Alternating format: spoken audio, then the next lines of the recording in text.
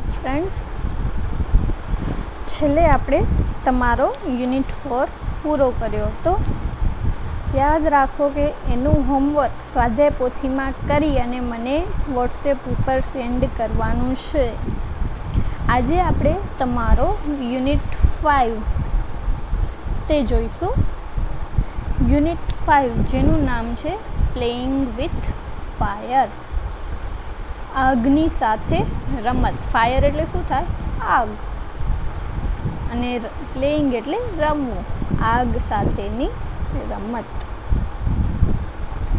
જેની અંદર આપણે દિવાળીના તમે બધા કેવા સરસ મજાના ફટાકડા ફોડો છો. હા, બસ એ ફટાકડા વિશેની જ વાત છે. હવે આપણે ઘણી બધી તકેદારી રાખી અને દિવાળીના ફટાકડા ફોડતા હોઈએ છીએ.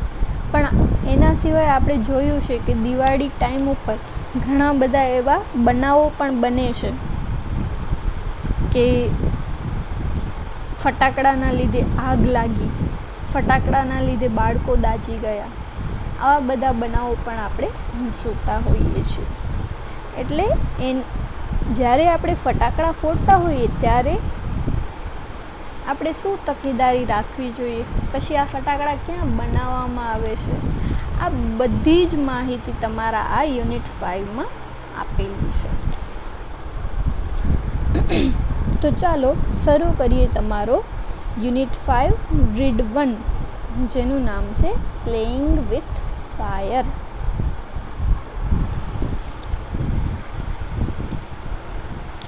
One of our favorite festivals in India is Deepavali or Diwali as it is known in the north. હવે ભારતની અંદર આપણે જોઈએ તો જેને દીપાવલી તરીકે અથવા તો દિવાળી, નોર્થ એટલે કે ઉત્તર દિશામાં જેને દિવાળી તરીકે અને આખા ભારતમાં જેને દીપાવલી કહેવાય છે, એ તહેવાર બધાનો અવર ફેવરેટ ફેસ્ટિવલ, બધાનો મનગમતો જો તહેવાર હોય ભારતની અંદર. આટલા બધા તહેવાર આવે છે. 14 જાન્યુઆરીથી શરૂ થાય, મકર સંક્રાંતિ આવે, હોળી, ધૂળેટી, પછી શિવરાત્રિ, સાતમ આઠમ, આ બધા જ તહેવારો આવે છે. પણ બધા તહેવારોમાંથી આપણો સૌથી મનગમતો તહેવાર કયો છે? દિવાળી. નવું વર્ષ, નવા કપડાં પહેરીએ, મીઠાઈ વહેંચીએ, ફટાકડા ફોડીએ. કોને ન ગમે? બધાને ગમે. એટલે ભારતની અંદર લગભગ સુધી બધાનો આ પ્રિય તહેવાર છે. પછી આગળ કહે છે there is nothing to match the excitement when crackers go off in the night sky with a loud bang and a brilliant shower of colors. જ્યારે આપણે ક્રેકર્સ એટલે કે ફટાકડા, રાત્રે આપણે ફટાકડા ફોડતા હોઈએ છીએ ને, તો એ ફટાકડાનો અવાજ રાતના આકાશમાં, આપણે રોકેટ ફોડીએ છીએ, હવે તો બીજા જે ફટાકડા નીકળ્યા છે તો રોકેટ, બીજા ફટાકડા જે રાતના આકાશમાં ફૂટે છે એનો અવાજ, અને જે કલરના જે ફૂટે છે, કલર્સવાળા થાય છે, તો એ તેજસ્વી રંગો, બ્રિલિયન્ટ શાવર ઓફ કલર્સ એટલે કે બ્રિલિયન્ટ એટલે કે તેજસ્વી, અને શાવર એટલે આપણે વર્ષા થવી. તો કહે છે કે જ્યારે આપણે ફટાકડા ફોડીએ છીએ ને, તો એ રાત્રે આકાશમાં ફૂટતા ફટાકડાનો અવાજ, લાઉડ બેંગ એટલે કે એનો અવાજ, અને એના તેજસ્વી કલર્સ જે આપણે જોઈએ છીએ એની એક્સાઇટમેન્ટ એટલે કે ઉત્તેજના, એ ઉત્તેજનાની જેવું સમાન આવે એવું કાંઈ પણ નથી. એટલે કે ખુશી, જ્યારે રાતે ફટાકડા ફૂટતા હોય તો એનો અવાજ સાંભળી, એના રંગો જોઈને જેટલી ખુશી થાય છે ને, એ ખુશી આપણને બીજા એકેયમાં મળતી નથી. એ ખુશીની તોલે કોઈ આવી શકતું નથી. કેટલી મજા કરતા હોઈએ છીએ જ્યારે આકાશમાં ફટાકડા ફૂટતા હોય, એનો અવાજ આવતો હોય, એના રંગો જોતા હોઈએ, તો ત્યારે જે ખુશી હોય છે ને એ ખુશીની તોલે કોઈ આવી શકતું નથી. Many of us might wonder how these fireworks are made. આપણામાંથી ઘણા બધાને આશ્ચર્ય થતું હશે, વંડર વિચારતા હશે કે આ ફાયરવર્ક્સ એટલે કે ફટાકડાઓ કેવી રીતે બનાવવામાં આવતા હશે. ઘણા બધાને વિચાર થતો હશે, આશ્ચર્ય પણ થતું હશે. એન્ડ વોટ ગોઝ ઇનટુ ધેમ, અને આ ફટાકડાની અંદર શું ભરેલું હોતું હશે કે આટલો અવાજ આવે છે, આટલા કલર થાય છે. તો એ આપણને વિચારવા ઉપર મજબૂર કરી દે છે કે આ શેમાંથી બનતા હશે, એની અંદર શું ભરતા હશે. The physics and chemistry of fireworks is as interesting as the sound and the light they emit. Emit એટલે બહાર ફેંકવું, છોડવું.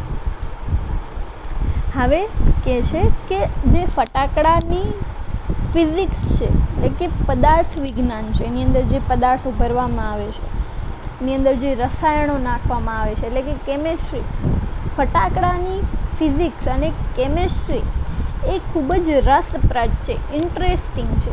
કોના જેવું? તો એના સાઉન્ડ, અવાજ જેવું, અને એનો જે પ્રકાશ, તેજ હોય છે, જે ફટાકડામાંથી અવાજ અને પ્રકાશ ફેંકાય છે, એ અવાજ અને પ્રકાશ જેટલું જ એનું ફિઝિક્સ અને કેમેસ્ટ્રી પણ ઇન્ટરેસ્ટિંગ છે. જેવી રીતે આપણને જોવા ખૂબ જ રસપ્રદ છે, જાણવાની ખૂબ જ ઈચ્છા હોય છે ને, ઇન્ટરેસ્ટ જાગતો હોય છે, એવી જ રીતે આ ફટાકડાનું ફિઝિક્સ અને કેમેસ્ટ્રી પણ ખૂબ જ રસપ્રદ છે. આગળ કહે છે The science of fireworks is technically called pyrotechnics. Science of fireworks એટલે કે ફટાકડા બનાવવાના વિજ્ઞાનને, જે કંપનીમાં ફટાકડા બનાવવામાં આવતા હોય છે ને, એ બનાવતા વિજ્ઞાનને શું કહેવામાં આવે છે? પાયરોટેકનિક્સ.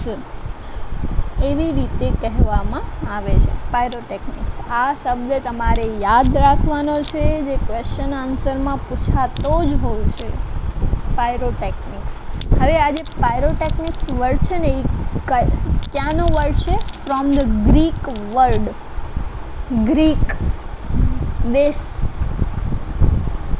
ગ્રીકનો શબ્દ છે. જેવી રીતે આપણા ઘણા બધા એવા શબ્દો, સંસ્કૃત શબ્દો છે, અથવા તો આપણે કહેતા હોઈએ છીએ કેટલીક વખત. હમણાં તો તમને એટલું બધું નહીં આવતું હોય, પણ જ્યારે તમે કોલેજમાં જશો ને ત્યારે એના વિશે ખબર પડશે કે આ લેટિન વર્ડ છે, આ ગ્રીક વર્ડ છે, આ અહીંયાનો વર્ડ છે. તો એવી જ રીતે કહે છે કે આ જે પાયરોટેકનિક શબ્દ છે ને, એ એક ગ્રીક શબ્દમાંથી આવેલો છે, જેનો અર્થ થાય છે પાયરે, એટલે pyre meaning fire and techniques meaning an art. Pyre એટલે અગ્નિ અને ટેકનિક્સ એટલે કલા. આ પણ પૂછાતું જ હોય છે કે પાયરેનો અર્થ શું થશે અને ટેકનિકનો અર્થ શું થશે. તો બેનું યાદ રાખવાનું છે. પાયરેનો મિનિંગ આગ, અગ્નિ, અને ટેકનિકનો મિનિંગ કલા. આગળ કહે છે pyrotechnics includes not only fireworks but also a whole range of devices that use similar materials and principles.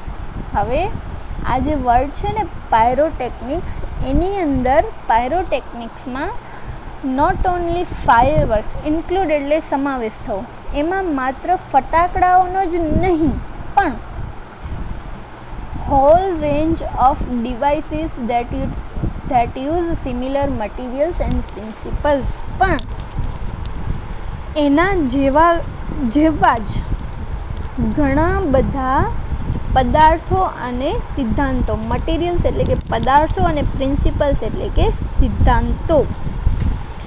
ઘણા બધા પદાર્થો અને સિદ્ધાંતોનો પણ ઉપયોગ થાય છે, એનો સમાવેશ પણ એની અંદર થાય છે. માત્ર ફટાકડા વિશે જ કાંઈ નથી હોતું, પણ એની ફટાકડાની અંદર કયા કયા પદાર્થો વાપરવામાં આવ્યા, કયા સિદ્ધાંતો ઉપર કામ કરે છે, બધાનો સમાવેશ પાયરોટેકનિક્સની અંદર થાય છે. આગળ કહે છે from safety matches that we use every day to solid fuel rocket boosters of the space shuttle. From safety matches આપણે અહીં દીધેલું છે કે હોલ રેન્જ ઓફ ડિવાઇસીસ, આખી વિશાળ શ્રેણીનો સમાવેશ પણ થાય છે, માત્ર ફટાકડાનો જ નહીં. પછી કહે છે કે આપણે જે રોજ વાપરીએ છીએ, શું? સેફ્ટી મેચિસ એટલે કે દિવાસળીથી માંડી એવરી ડે એટલે કે રોજ વાપરીએ છીએ to solid fuel rocket boosters of the space shuttle. Space shuttle એટલે કે અવકાશયાન. અવકાશયાનમાં જે સોલિડ ફ્યુલ રોકેટ બુસ્ટર્સમાં જે વાપરવામાં આવે છે, રોકેટ બુસ્ટર્સમાં જે સોલિડ ફ્યુલ વાપરવામાં આવે છે અને આપણે દરરોજ જે દિવાસળી વાપરીએ છીએ એ બધાનો સમાવેશ આ પાયરોટેકનિકની અંદર થાય છે. The household match is considered a special pyrotechnic device. Household match એટલે કે ઘરે જે આપણે માચીસ દિવાસળીનો ઉપયોગ કરીએ છીએ એ શું છે? A special pyrotechnic device. એ એક પાયરોટેકનિકનું એક વિશિષ્ટ સાધન ગણવામાં આવે છે. આ પ્રશ્ન પણ પૂછાય છે કે શું કામ દિવાસળીને પાયરોટેકનિકનું એક વિશિષ્ટ સાધન ગણવામાં આવે છે? તો એનું કારણ આપેલું છે. શું કામ? કારણ કે as all the pyrotechnic effects, પાયરોટેકનિકના બધા જ ગુણ, ઇફેક્ટ્સ એટલે કે બધા જ ગુણ આ દિવાસળીની અંદર હોય છે. કયા કયા? કે હીટ ગરમી, સ્મોક ધુમાડો, લાઇટ પ્રકાશ, ગેસ વાયુ ને સાઉન્ડ અવાજ. દિવાસળી તમે સળગાવશો એટલે જોજો આ બધું થાય છે કે નહીં. આ બધા પાયરોટેકનિકના ગુણો છે, જે બધા જ ગુણો આપણને દિવાસળીની અંદરથી પણ મળી આવે છે. એટલે આ દિવાસળીને પાયરોટેકનિકનું એક વિશિષ્ટ સાધન ગણવામાં આવે છે. આ ક્વેશ્ચન પૂછાતો જ હોય છે, જે તમારે યાદ રાખવાનું છે કે કેમ, કારણ આપો. Why a household match is a special pyrotechnic device. કારણ આપો. શું કામ દિવાસળીને પાયરોટેકનિકનું એક વિશિષ્ટ સાધન ગણવામાં આવે છે? તો ત્યારે તમને યાદ હોવું જોઈએ શું કામ ગણવામાં આવે છે? કેમ? કારણ કે એની અંદર પાયરોટેકનિકના બધા જ ગુણો રહેલા છે. અને કયા કયા ગુણો રહેલા છે એ પૂછે તો આપણે કારણ આપવાનું હોય ને ત્યારે એ પણ લખી નાખવાનું કે it effects heat, smoke, light, gas and sound are present in household match. આ બધા જ ગુણો દિવાસળીની અંદર રહેલા છે એટલે એને પાયરોટેકનિકનું વિશિષ્ટ સાધન ગણવામાં આવે છે. આગળ આપણે આવતા વિડીયો લેક્ચરમાં જોઈશું.